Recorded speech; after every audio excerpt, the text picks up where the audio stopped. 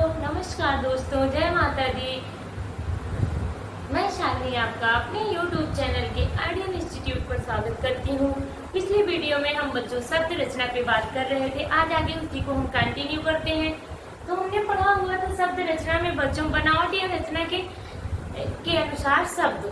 तो उसमें हमने 3 प्रकार पढ़ा हुआ था बच्चों, रूढ़ शब्द, यौगिक शब्द और योग रूढ़ शब्द। अब नेक्स्ट हमारा आता है बच्चों उत्पत्ति, स्रोत या इतिहास के आधार पर शब्द।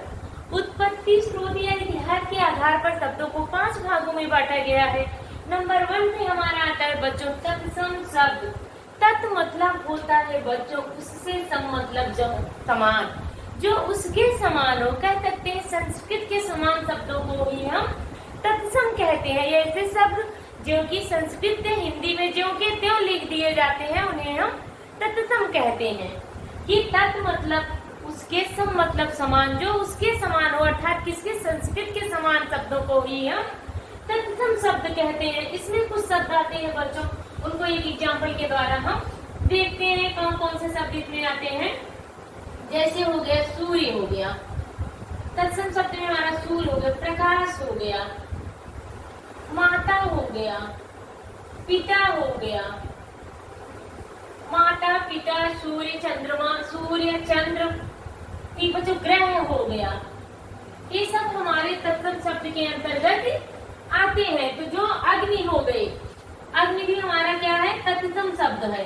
तो जो संस्कृत से ज्यों के त्यों शब्द लिख दिए जाते हैं उन्हें हम तत्सम शब्द कहते हैं। नंबर 2 पे आता है तद्भव शब्द। तद्भव का मतलब होता है बच्चों संस्कृत शब्द से तद मतलब होता है उसके, भाव मतलब होता है विरक्त, जो संस्कृत से विरक्त होकर उत्पन्न होते हैं।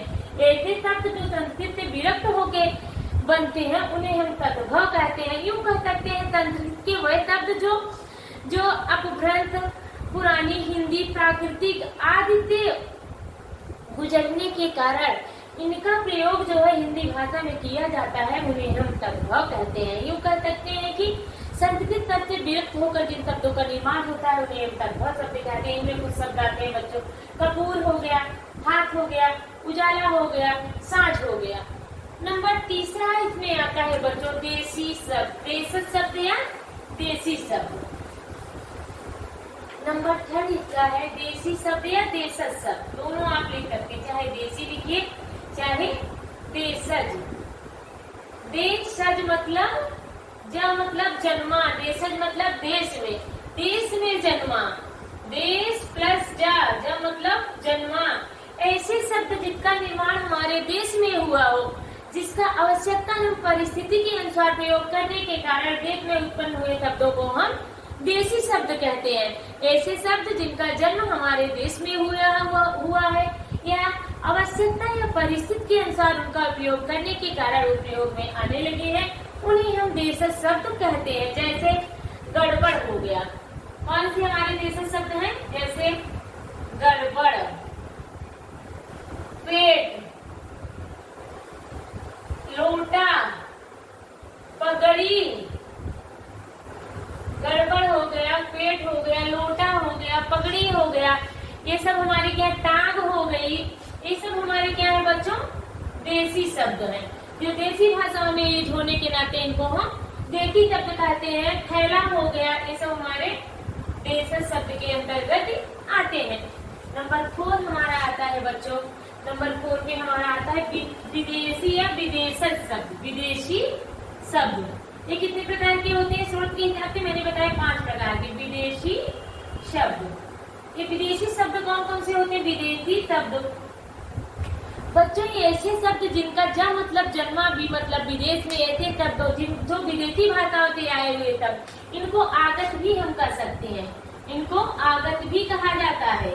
तो ऐसे शब्द जो विदेशी या अन्य भाषाओं से आने के कारण इन्हें हम विदेशज शब्द कहते हैं। इसमें बच्चों क्या क्या आता है, हिंदी, इसमें आता है अंग्रेजी, इसमें कई भाषा के शब्द आते हैं, अंग्रेजी, पुर्तगाली, फ्रांसीसी, फारसी,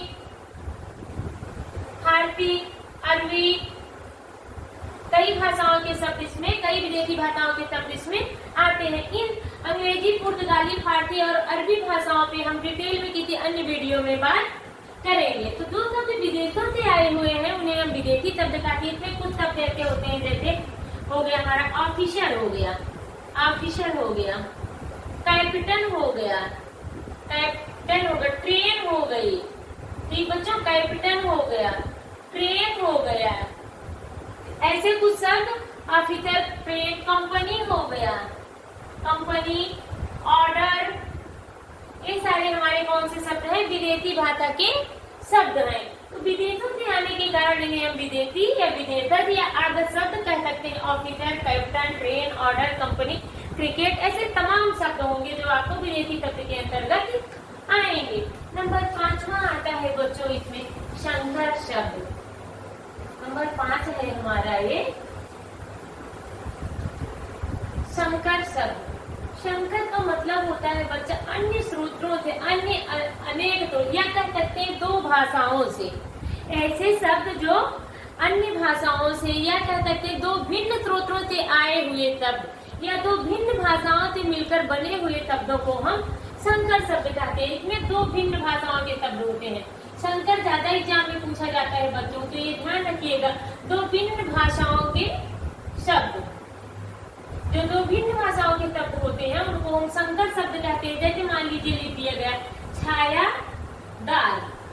अब इसमें ये दो शब्द से मिलकर बना है छाया प्लस दार। तो छाया आपका क्या हो गया, संस्कृत का शब्द हो गया बच्चों, छाया संस्कृत का हो गया, दार आपका क्या हो गया, फारसी हो गया, तो छायादार हो गया। मान लीजिए पानदानी लिखा गया है, पानदानी, पान आपका हिंदी शब्द हो गया, दानी आपका फारसी शब्द हो गया। तो ये ऐसे शब्द दो भाषाओं से मिलकर बने हैं, उन्हें हम कहते हैं संकर शब्द। रेलगाड़ी हो गई, रेल गाड़ी आपका हिंदी है, रेल आपकी क्या है, इंग्लिश है। तो दो भाषाओं से बने शब्द को हम, रेल क्या है, इंग्लिश हो गई, ठीक, गाड़ी आपकी हिंदी हो गई। तो रेल प्लस गाड़ी, दो भाषा, हिंदी प्लस इंग्लिश। तो हिंदी और इंग्लिश मिलकर जब दो भाषाओं से जो शब्द बने होते हैं उन्हें हम संकर कहते हैं। उम्मीद है कि आपको संकर शब्द समझ में आ गए होंगे। धन्यवाद।